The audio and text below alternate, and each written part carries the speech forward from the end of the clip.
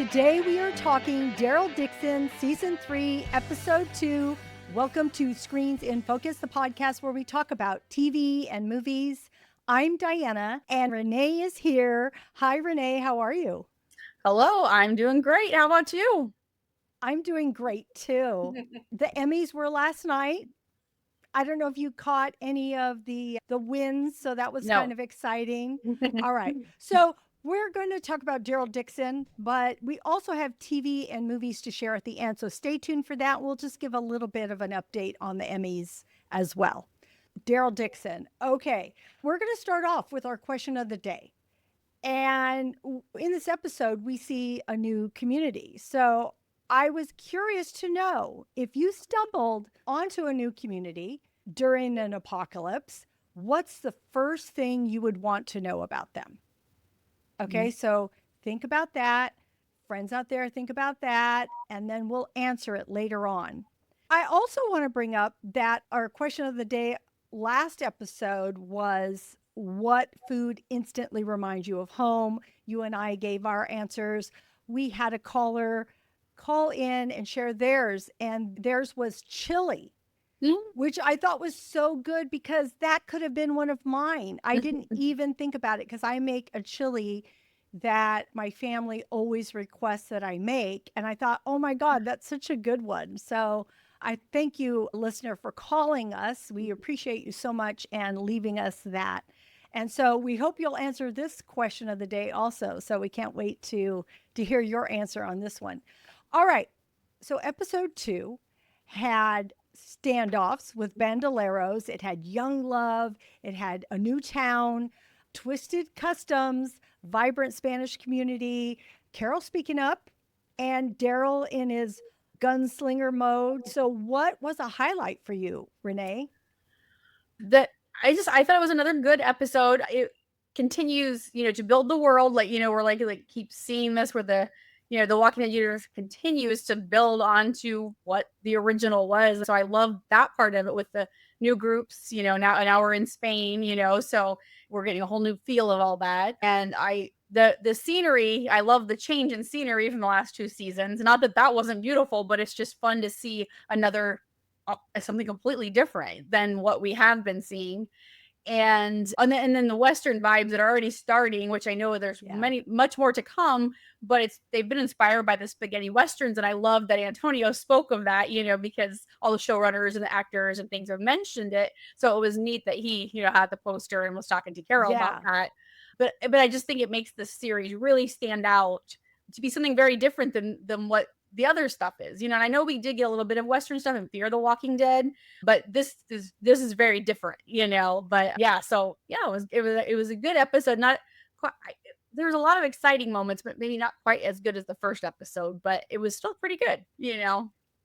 I wholeheartedly agree with everything that you said. So the spaghetti Westerns for me was such a highlight in this episode, especially with Daryl and, that gunslinger mode. Oh, it was so exciting to start with that and even end with that.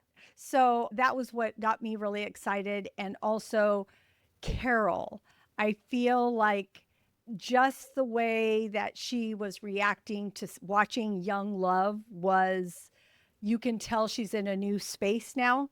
And so I really appreciate that. And then her speaking up, which we'll talk about, but her speaking up at that big dinner fiesta that was happening, I thought, oh, this is so good. I love it.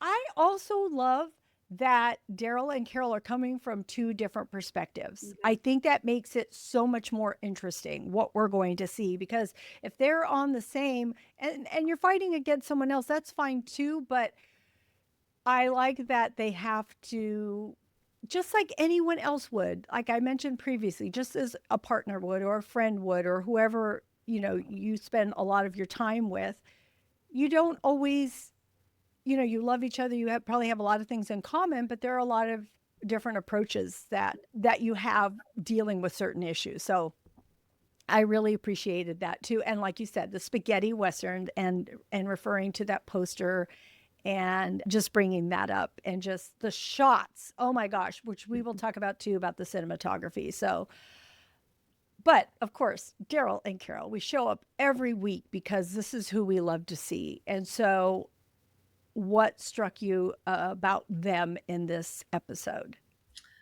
I feel like Carol is still kind of in a haze. I mean, I don't know if it's because of her injury or if she is just in a different mindset, like you were saying. I don't know what it is, but she's very different, and she, even when she's looking around and stuff, she just kind of looks almost disoriented a little bit.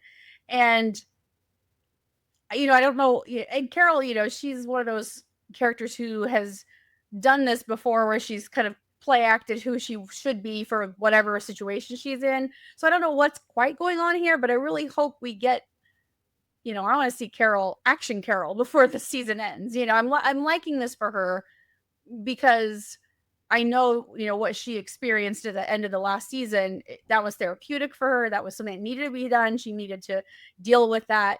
But I just feel like she's, I don't know, just kind of in a haze. And I don't know what the, why exactly. But I did love that she confronted them. It was kind of rude, but at the same time, it was like, this is ridiculous. What are you guys doing? Why are you giving your daughters? She's like, thinking, I just dealt with all this trauma of losing my daughter, and and you guys are just giving them away. So I did love that she spoke up, because I thought that was very brave of her, because they could have just done, I mean, they were torturing that other guy, I know. They could have strung her up too. So I appreciated her bravery for doing that, because it did need to be said. It's so funny when she was stating what she thought. I'm like, you go, Carol, you tell them this and that, right? But it's funny because Daryl kept trying to like move the conversation away from what she was saying. Every time she said it, he was saying, "Oh yeah, can you pass that?" Or Yeah. "Oh yeah, this and that." I thought that was so funny. I'm like, Daryl, you're trying to predict. Oh, Carol, don't say it. Don't say it. I know. Yeah. But she had to. I mean, how do you just let that go? It's Right. like so crazy. But then that grandma came and told Yeah. her. But I'm thinking, really? You're okay with them taking your daughter? And oh my gosh. And then the one guy that they strung up, that was interesting in itself, how they had him strung up and they were putting the rocks on there. But he said something like, I haven't seen my daughter in 5 years. Well, yeah, because his daughter was one of the ones in the lottery. Like, yeah, so I guess I didn't quite think his outburst warranted his punishment, because that seemed weird. But I don't know. I guess I just have to make an example of him or whatever. Right. Yeah. But Basically, don't say anything or this is what's going to happen to you. It's like Hunger Games, right? You're just going to, we're taking your daughters and you just have to deal with it. But yeah, so Carol, yeah, she is in a different space. You're right with what she's doing. Oh my gosh. And that beginning episode was just all, they're so perfect. I mean, she was so like, you could see like these, little arrows being shot from her eyes, what the beauty that she saw with this young love of them on the rocks. So, yeah. And then Daryl, he's just so focused on getting back and doing anything he can to protect, save Carol. I mean, he's just like in that mode. Like, I was a bit surprised in the beginning when he was ready to like take the young couple stuff and do whatever he was like not worried about them. Carol's the one that was like, okay, these people are young love. Let's just, take what we need and go. But that surprised me. That did surprise me about him. And the fact that when he put the gun to the guy's head is all, no, you're going to take us to your town.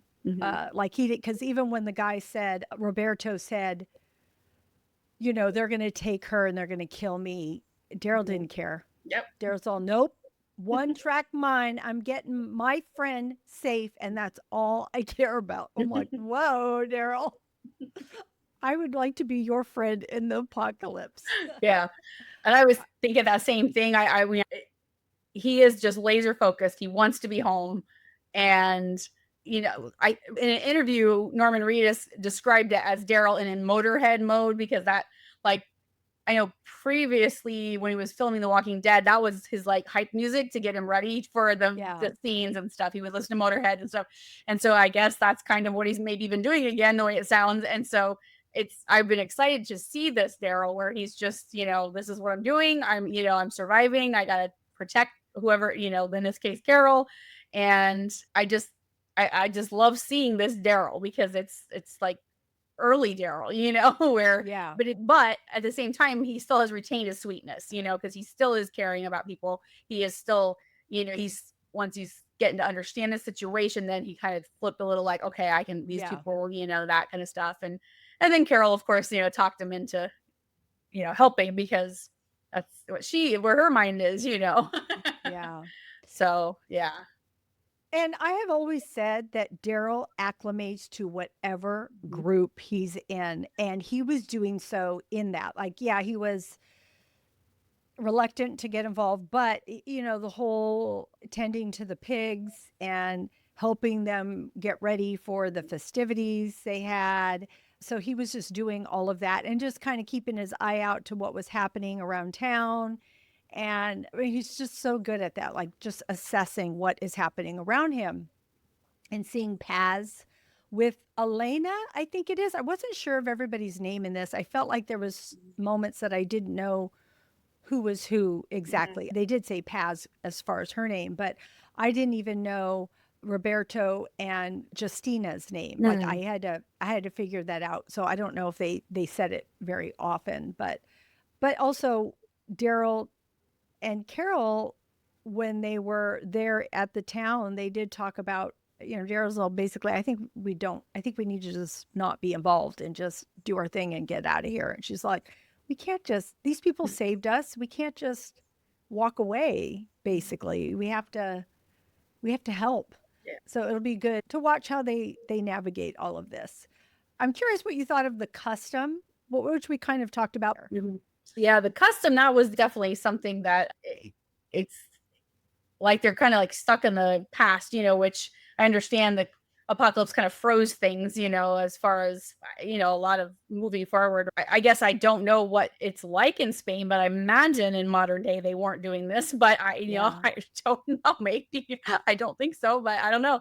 But I thought it was just very, yeah, very crazy. It was kinda hard when we were watching the like trailers and things, they kept showing these clips like, what's going, what Yeah. exactly is going on? You weren't quite sure. And so like to see that they're taking these girls and yeah, like you said, the community's just like okay with it. I mean, I understand it's for survival, but you would think that I don't know, I guess they're just more brutal and they're afraid to come against it because they're the last any kind of government that's established. And that's, they're tend to be a little more afraid of the government when it's labeled that. And so they probably just figure they better toe the line or they're going to all be something happen to everybody instead of just the daughters or something. But yeah, it was quite crazy. How do you I started thinking about The Walking Dead and all the times that it had happened before, even with Hilltop when Gregory was there and having to do what Negan wanted or else, what do you do? And that's Mhm. when, Rick and crew came in and that's when everything started to happen, between all the groups. But just everybody, there's always somebody who wants power over other people and Mhm. enforces that power. What themes or what did you think of the cinematography in this? So the main theme I really enjoyed was the love. We saw young love with Roberta and Justina. We saw the forbidden love with Paz and we think Alina. I didn't look Yeah. that up either. And then Daryl and his nurturing. He's got that nurturing side for Carol. And then that father. He was like desperately crying out for his daughter that was stolen from him. Oh, Who he obviously loved. So there was just all these different types of love that we saw. And so it's kind of interesting to see that in an apocalypse because we don't always, I mean, there's snips of it and things like that, but this yeah. seemed very heavy to me, love heavy episode, even though there's a lot of action as well. But that was one of the main themes that I felt was very predominant in that episode. So we've talked about it, tradition versus change, because Mhm. we have the villagers clinging to rituals and we have Carol wanting to have progress and move forward. And, oh man, sorry, for a moment, I thought, holy crap, this is a lot of what we deal with in society, right? Mhm. It's like some people wanting to move forward in ways and other people not wanting to. So this is just something that happens Mhm. all the time, everywhere, every country, every city, every state. So it's kind of crazy to see it, played out here too. Also, I saw loyalty to one versus responsibility to many because, like Mhm. we had mentioned, Daryl's so laser focused and all he cares about is Carol and him, Carol's safety and them getting home. But Carol, on the other hand, is more concerned about, yes, she wants them to get safety, but what about these other people? What Mhm. about this young love that she's seeing? What about the girls that don't have a voice and she wants to help them in one way or another? So I'm going to be so interested to see how this plays out. Mhm. What about cinematography? What did anything catch you with that? When they were walking, they panned out and showed that. I just love those scenes because it's, we get to see, like, I've never been to Spain, so it's fun to Yeah. see these different places and things I may never get to see otherwise, So I really appreciate all those scenes like that because it's so different than what I'm used to in Georgia. Yeah. It's just always fun to see where they're gonna film, because I know they've mentioned a lot of places. And so now we're seeing these in different episodes. So I really love that specific scene of panning up with that mountain. I love that. That was gorgeous. And then coming up to the town where Mhm. Paz was introduced and just walking in and the streets, I thought to myself, oh man, this makes me want to go there. Like that's what the feeling, but you're in apocalypse, but still, it just felt so welcoming in a way. Mhm. Also, the very opening scenes when they were by the water, watching that water Yeah. rush by, I was like, oh my gosh, I want to be near that water. It feels so good. So it instantly kind of brought Mhm. me into that world. So I really appreciated that. There's been so many different like Comic Cons and Mhm. events that Norman Reedus and the rest of the cast have been involved with. And I've seen several where they have talked about Spain, and Norman Reedus had said that it just brought a different energy and the way the all the crews approach everything and the pacing and how vibrant and how passionate Mhm. Spain and the people are, and how orange and yellow tones of the landscape really pop. And we can see that. We can feel Mhm. that they're in a different place. So it's just beautiful to watch. I love it all. It's just gorgeous. We are heading into our rapid fire questions. Okay, Renee, I'm going to ask you some questions and you give me the answers that come to mind for you. Mhm. Okay? All right. The first one. What was the most epic moment? Daryl fighting that soldier on the ledge with the walkers down below the wall or whatever. And I loved how it was, it was dark, but yet we could still tell what was going on. But I loved how it was going flashing back and forth between Oh, their fighting and then everything, the burning in the courtyard. And so I just thought that was beautiful because it was just this action, but then this other side where they're, over here celebrating and they're doing all this. And so I loved that. I thought that was so much fun. I agree. It was so much fun. I had that as mine too. I It's so funny because I'm watching The Last Kingdom and so I'm in Viking mode, but I said Daryl's in Viking mode. He's got that sword and he's like going to town on these guys and he's getting every single one of them. Like they can't touch Daryl, right? And then that last moment with the one guy, Sure. and I thought, oh my God, he's pleading with Daryl. What's Daryl going to do? What's Daryl going to do? I'm like, Daryl's not gonna do it. But then I thought for a moment, yes, he could. But then the way that he did it with his fingers, Yeah. slicing his fingers, I'm like, oh, Daryl did it. So yes, I agree. That was the most epic moment. Okay, what was your favorite Spanish town detail? The balconies. I always and I don't know why I equate that with Spain a lot. I just do, but I just love all the balconies up the whole sides of the buildings looking down into that courtyard area or whatever. I don't know. I just think there's something, I don't know, romantic about them, or I don't know, but Yeah. I just, yeah, I just love that so much. But the whole town itself was just really incredible, like you were saying. It's just makes you want to go visit there and see all that. Yeah. My favorite Spanish town detail was all the tables lined up at the festival Mhm. that they were having, all those tables. It felt such like a community that I Mhm. wanted to visit. Just it was dark. It was like dinner time. It's like we're all going to be here and celebrate, even though what they're celebrating isn't that much, isn't that fun, Yeah. but they think it is, right? Mhm. They have to treat it as a celebration. But I just love those big long tables where you know that tons of people are going to come and sit and eat together. So I thought that was a cool detail. There was also, like, during the day there was people playing chess just Yeah. like you would expect, and there was little tables out cobblestone. It just felt so secure, but I kept thinking, what if somebody dies? I thought, what about when Daryl killed those guys? Are they going to get up? I don't I know don't that he stabbed him in the head, so I was Mhm. wondering, are they gonna get up and do something? Maybe he'll go So back and do it quick. I know, right? So anyway, okay, and the last one is, who is your favorite new character? Well, I hate to pick one because The Walking Dead just wants to kill all the new characters, and I'm getting very fed up with it. So, but I think that is it Paz or how? Yeah, I just think I don't know. She's like, you can tell she's very observant. She's watching everything and everybody. She kind of I think she kind of reminds me of like the female equivalent of Daryl because she's watching everything, she's guarding everything, but and she seems like she's one of those really tough gals that's like, bring it my way, I'll take care of it, kind of Yeah, thing. So yeah, I really yeah. like her a lot. I have the same person. We're in the same wavelength. All right, I do, because Mhm. she is all those things. I loved her. I love the horse that she was on. And her outfit. I just love her presence. She's probably a small person, but Mhm. she has a strength about her Mhm. that works. I did appreciate her vulnerability when she was watching Elena, who we think that's that Mhm. person's name, come in. When Elena turned around and looked, I'm like, who's she looking at? I'm like, she looking at Daryl? Who's she looking at?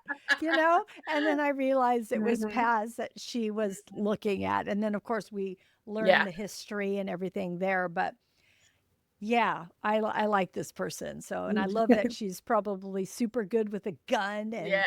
on horseback. And I'm looking forward to seeing what she does. So Yeah. I am excited for all of that. Okay, we are getting to our screen bite. This is a fun nugget. And one of our listeners blew my mind. And this is this week's screen bite. It actually comes from them. She reminded, I say us, but really me, of in the comics, Walking Dead Alien, I believe, if I have that right. It was a one off comic. And Rick's brother, who knew? I had no idea. But Rick's brother, Jeffrey Grimes, was said to be in Madrid. Okay. And now that Carol and Daryl are in Spain, it's like, will Daryl meet up with Rick Grimes' brother, Jeffrey? This just, okay. Where have I been? I guess under a rock, because I didn't know this. So, Renee, I'm going to get your take on it, but I just want to say this first. Will they come together? Is it too much? Are the showrunners just like, you know what, we're going to put this out there? Is it too far fetched? I don't know. What do we think? What do you think, and what do you know, Renee? Last year when they first I don't remember when it was exactly what they were doing talking about Spain, but I was like, wait a minute, is there something like I something was like I remember something about Rick's brother, and I'm like, was it Spain? And I believe it was Barcelona. And yeah, that's where he was. And so I actually wrote an article about this saying, will we meet his brother? I was thinking about how, well, if Daryl can't reunite with Rick, maybe he can reunite with his brother, and this and that. But Jeffrey was there, and I guess I'm not sure, I don't remember why he was there. But then when the outbreak came, he met a woman named Claudia, and she knew someone in another Spanish town that could, somewhere in Spain. I'm not sure, I forget where that was even, but they had a plane that could get him back to America. So they were trying to get back because he, of course, wanted to see his brother, who he heard was hospitalized. And then I think she had heard rumors that in America, they were starting to figure out something about how to cure, everything. And so they were, really wanted to do this. And there's a bit of a spoiler from the comic, but I guess I'll just say, because if you haven't read it, you're probably not going to read it. But Jeffrey actually dies in the comic, but that doesn't mean anything in Walking Right. Dead world. We could Right. still, you know what I mean? So it's been speculated very heavily, especially when they first announced where they were going to be, located and things. A lot of media outlets and things, and Reddit posts and things had talked about this very thing. And so, yeah, I mean, they could. Yeah, it's very difficult to say, but I think it would be a very exciting addition, and it would just kind of, you know, tie things together better and whatever. So I guess we'll see. We shall see. And how would you feel about it? How would you feel about I it, think it would Renee? be cool. Yeah, I think it would be really interesting. It would just add another layer to Daryl and Rick, and it'd just be kind of fun. I mean, who knows? Maybe he could be instrumental in helping them get to America. If he survived this long, he's a survivor. He knows how to do things, and so I think it'd be kind of fun. I think it would be so much fun. I love this idea. I just love things like that where they Mhm. just come together, and especially Rick and Daryl. Come Mhm. I on. know. I know it's his brother, supposed to be his brother, but it's like, oh my God. That would just be so cool. So Yeah. cool. And it's And if I would Rick love and that. Jeffrey both show up and they reunite with Rick, how, what would Rick think about that, He's all my real brother and My other my brother, yeah. my other brother. Yeah. It's like this is so cool. I Yeah. love So, it. I we'll see. love it so much. Yeah. Okay. So we shall see. And I want to thank our listener for calling in and sharing that with us. I really do appreciate their phone call. Mhm. And we hope they're going to call us because we are going to give our question of the day. We're going to revisit that now. And so that is, if you stumbled into a new community during the apocalypse, what's the first thing that you would want to know about them? It's very tough to me. That's a tough question, I think, because there's so many things I want to know. I suppose, I want to know who the leader was, and I would want to have a discussion with them because there's so many things. Like, well, do you let people come and go? I guess, are we, if we come in here, can we leave? Because that's a lot of times that's not the case. So I suppose that would be the more specific question, but definitely talk to who's in charge. You know what came to my mind immediately? Are you going to eat me? Well, I'm that's a not very good, kidding. I'm not kidding either. that's a I'm great like, question. when Antonio, when he was cooking food, know that went through my mind. Okay. I'm like, This is too familiar. I didn't think it, but Yeah. it went through my mind. Yeah. And every time you go to a new community, you got to think about what kind of food are you eating. I Mhm. did notice that the son Roberto was cutting potatoes Mhm. or peeling potatoes. Sorry, at least that's what it looked like to me. And I thought, oh, they grow potatoes there. There's a So reason. I always think about this. Food seems to be on my mind a lot. So it's like, how are you gonna, how are you gonna survive? So anyway, that is what went through my head. That was one of the things I would want to know because I want to know that I'm, because also Daryl and Carol walking into this new community, they don't know anything. Are these Mhm. good people, bad people? Like, they said, oh, you can stay for 2 days, but who knows, right? Mhm. Who knows? They might just say that and do another thing. So I think they do have to be on guard to Yeah. just who do you get to know and what do you do? So, yeah. So, friends out there, what do you think? If you stumbled into a new community during an apocalypse, what would be the first thing you would want to know about them? Please share it with us wherever you're watching or listening. If you're on YouTube, you can leave us a comment.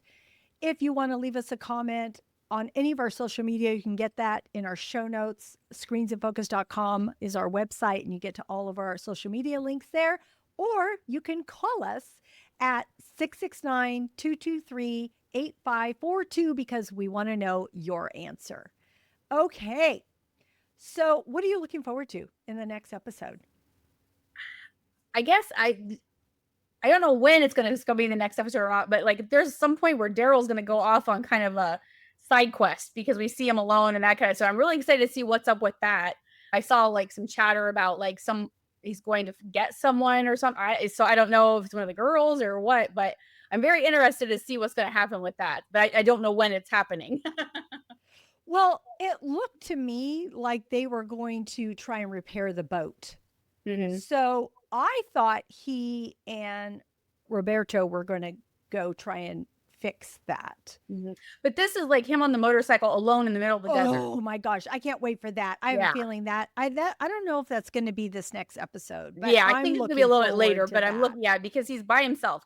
Yeah, I mean, I think that was their plan, so maybe we'll see Yeah. that in the next episode, but Yeah. some other times he is Yes. alone on the bike, Yes. and so I'm very curious to see because there was everybody's always speculating in something that he's going to go get someone or something, but I mean, Well, that's total speculation. I still think it could be Justina Mhm. because I don't know how often they do this, but something made me think that they might pick another person. Did they say, like, they said it. I don't remember if they were every 6 months or I don't remember. I thought that he said that Oh, is it every that far out? but they could change their mind. I mean, obviously they Right. do what they want, so who Yeah. knows? Yeah, but Some it would make sense that it was something with her because, she just of saved all the them build or up she and they helped saved them. Yeah. yeah, So that's so what made me think that. Oh, okay. This is back to our trailer talk and back to our first episode. The other thing was that remember we were talking about Carol exposing her shoulder, and I thought, oh, maybe that's from the accident or mhm, the boat yeah, accident, and that's why he's tending to her mhm, wound. And I don't know why I'm bringing that up because I like how we're speculating mhm, what something could mean, and we've been yeah. pretty good at trying figuring these things out. That's why I'm bringing it up because I'm like, oh, you We know, were right again. yeah, we were right again. So it's working. It's working. So let's see what happens next. So Mhm. anyway, come back, everybody. This is our wrap up of episode 2. So come back for episode 3 because we're so excited about this season. All right. Any last thoughts? Are we ready to move on? I think we're ready to move on. Yeah. Okay. So we're going to share our TV and movie recommendations. But of course, I did want to bring up the Emmys Mhm. because they just occurred last night for us.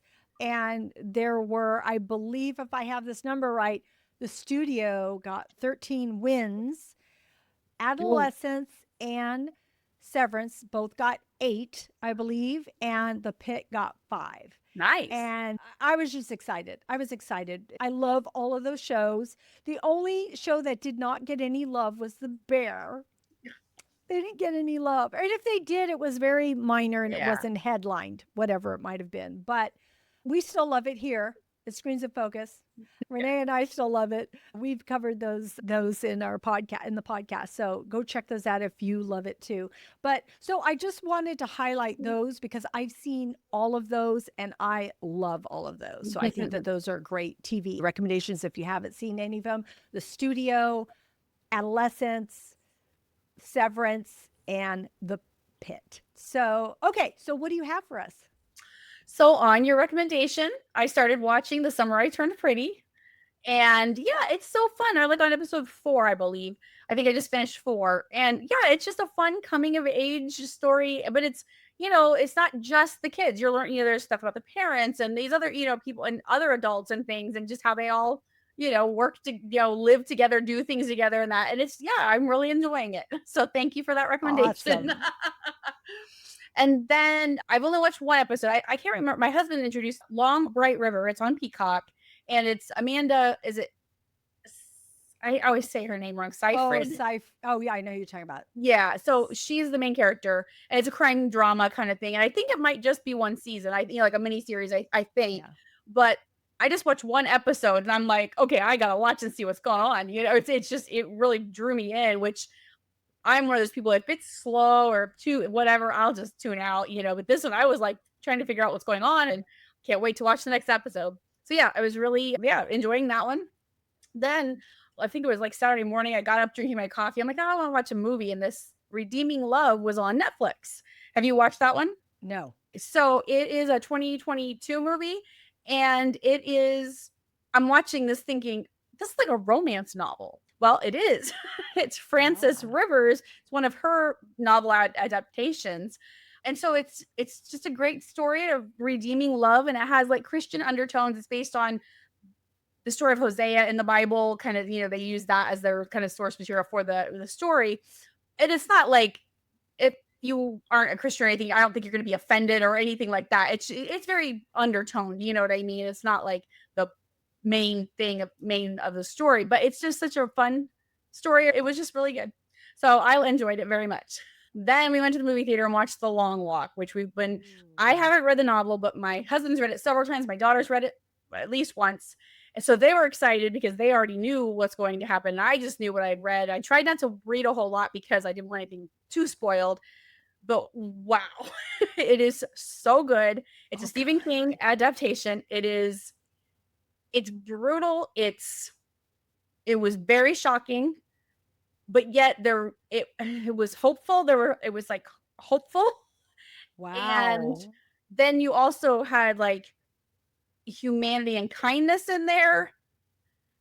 But here I am, how many days, and I'm still like can't stop thinking about it because I it was love that. just there were just, I'm not going to spoil anything, but there were just parts of it that just depending on who you are or whatever, different roles and things really just stuck with you. But it's so well done.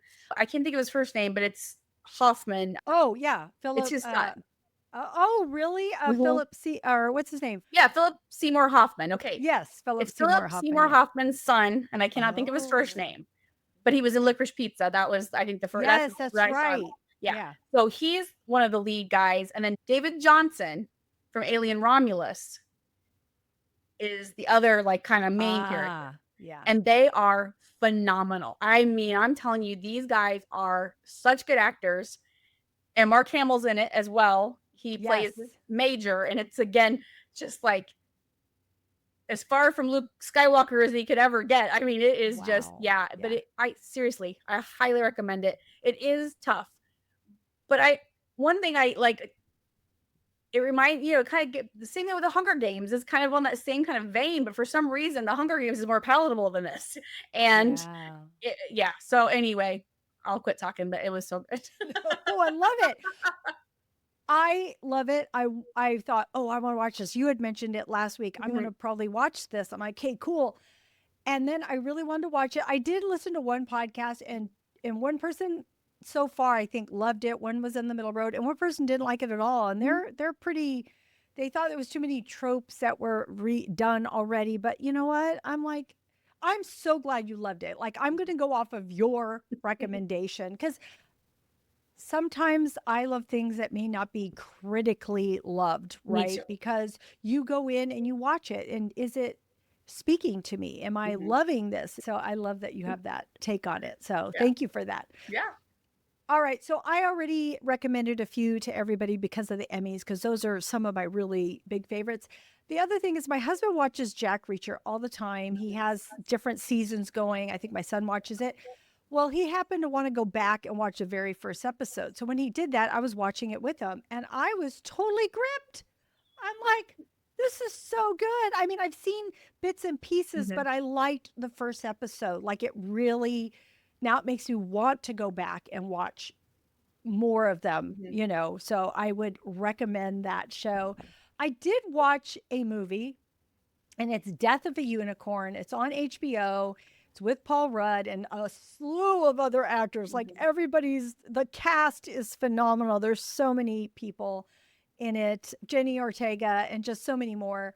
And so the cast is so good. It's very well acted. The story, it's a horror, but it's a comedy. In fact, my niece and her husband were over and they're like, this is a comedy. I mean, people's ripped off pieces of people are happening.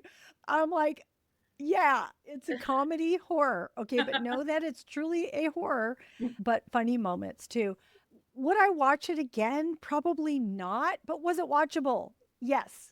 So there's that.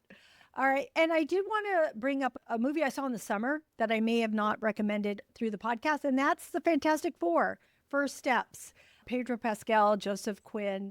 I really liked it. I felt like it had that retro vibe, even though, it has to do with the Fantastic Four. So I absolutely enjoyed it. So it just felt like the same way Superman did for me. It felt like they were going back to some nostalgic type moments. And so I really appreciate the new Superman and also Fantastic Four first step. So if you get the chance to see it and you haven't seen it, I'd recommend it.